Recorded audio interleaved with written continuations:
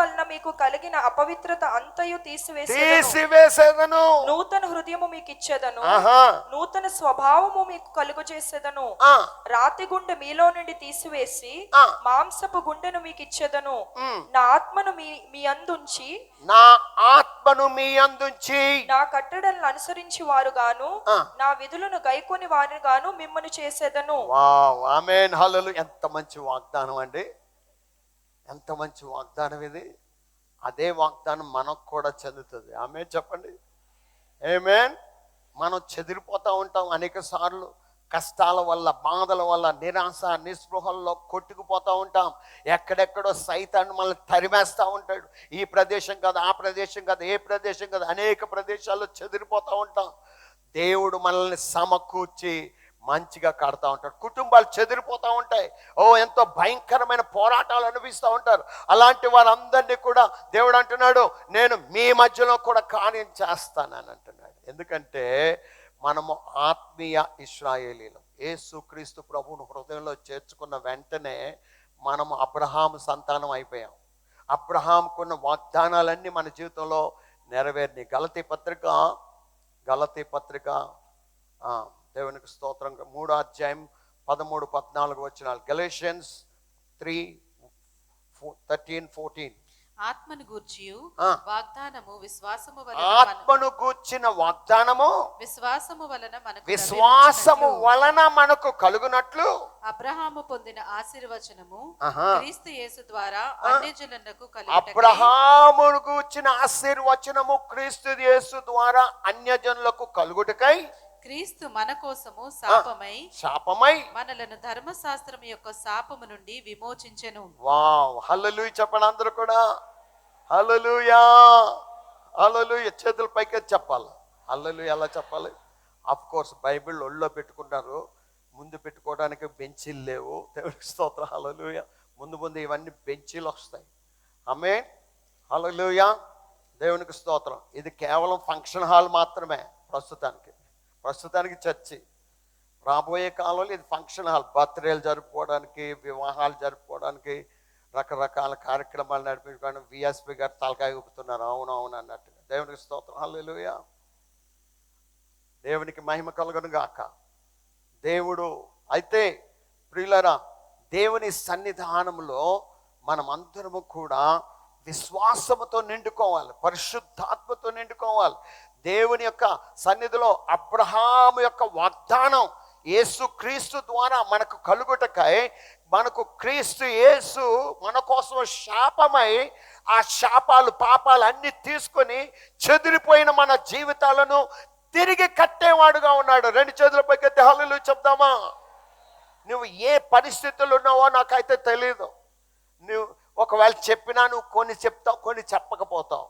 నాకు కొన్ని గుర్తుంటాయి, కొన్ని గుర్తుండకపోతాయి.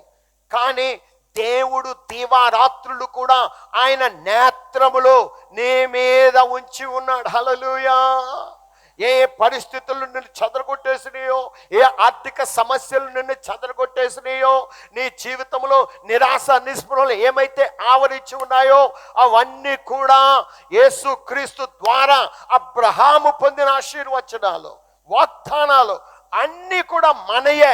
మనం తీసుకొని ప్రభువానికి స్తోత్రం అని చెప్పొచ్చు. ఆమేన్. రోమాపత్రిక 9వ అధ్యాయం చదువుతాం, 1వ వచనం నుండి.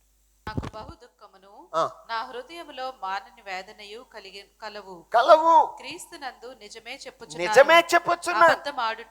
అబద్ధమాడుటలేదు. పరిశుద్ధాత్మయందు నా మనస్సాక్షి నాతో కూడా సాక్ష్యమిచ్చుచున్నది. పరిశుద్ధాత్మయందు నా ఆత్మ నాతో కూడా సాక్ష్యమిచ్చుచున్నది. సాధ్యమైన ఎడల దేహ సంబంధులైన నా సహోదరుల కొరకు నేను క్రీస్తు నుండి వేరే శాపగ్రస్తుడనై ఉండగోరుదును. వీరు ఇశ్రాయేలీలు. ఎవరు చెప్పండి? వీరు అనండి. వీరు ఎవరాళ్ళు? ఇశ్రాయేలీలు. వాళ్ళకున్న క్వాలిటీస్ ఏంటి? చదువమ్మా. దత్తపుత్రత్వమును మహిమయు నిబంధనలను ధర్మశాస్త్ర ప్రధానములను అర్చనాచారాదులను వాగ్దానములను వీరివి. ఇవన్నీ వీళ్ళయే. ధర్మశాస్త్రం యూదుల్లో నుంచే వచ్చింది, అంటే ఇశ్రాయేల్ ప్రజల్లోంచి వచ్చింది ధర్మశాస్త్రం. వాగ్దానాలు అక్కడి నుంచే వచ్చినాయి. తర్వాత ప్రవక్తలు అందులో నుంచే వచ్చారు.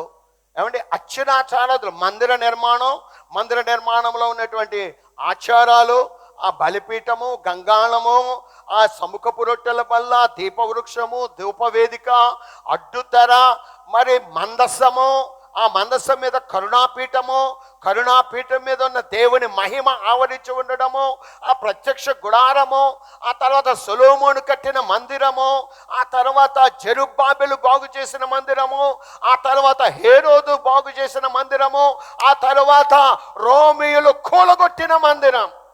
అయినా కూడా యేసుక్రీస్తు ప్రభువారు ఈ లోకంలో ఆయన స్వయంగా 1000 ఏండ్ల పరిపాలనలో ఒక ఉన్నతమైన మందిరాన్ని కట్టబోతా ఉన్నాడు. హల్లెలూయా. దానికి ముందు ఇశ్రాయేలీలు ఒక మందిరాన్ని కడతారు. శాంతి అనుకుంటూ సైతాను వస్తాడు. వచ్చి వీళ్ళతో శాంతి ఒప్పందం చేసి, మీరు మందిరం కట్టుకోండి, యాజకులను ఏర్పాటు చేసుకోండి, ఆ పూజా కార్యక్రమాలు మీ యొక్క ఆచారాలు పద్ధతుల ప్రకారంగా మీరు చేసుకోండి అని క్రీస్తు విరోధి వాళ్ళతో ఒప్పందం చేస్తాడు. వాళ్ళు అనుకుంటారు, మా మెస్సయ్య వచ్చేసాడు, మాకు రాజ్యం ఇచ్చేసాడు, ముందు మందిరం ఇచ్చేసాడు అని అనుకొని చాలా ఎంజాయ్ చేస్తారు. ఆ తర్వాత ఉంటుంది 7 ఏండ్ల శ్రమల కాలంలో. ఈలోగా సంఘం ఎత్తబడిపోద్ది. ఆ 7 ఏండ్ల శ్రమల కాలంలో వాళ్ళు అనుభవించే శ్రమ ఘోరంగా ఉంటుంది. అయితే 7 ఏండ్లు పెండ్లి విందు ముగించుకొని యేసు ప్రభు భూమి మీదకి రాబోతున్నాడు. వచ్చి యెరూషలేములో ఆ యొక్క యెహెజ్కేలు గ్రంథంలో 40వ అధ్యాయం నుండి 48వ అధ్యాయం వరకు మందిరం గురించి వ్రాయబడ్డది. ఆ మందిరం ఆయన కడతాడు. దేవునికి స్తోత్రం. హల్లెలూయా. యేసయ్య కడతాడు. ఆమేన్. అప్పుడు ప్రపంచం నలుమూలల నుండి కూడా దేవుణ్ణి ఆరాధించడానికి వస్తారంట, పండుగలు చేయడానికి వస్తారంట. ఆమేన్. హల్లెలూయా.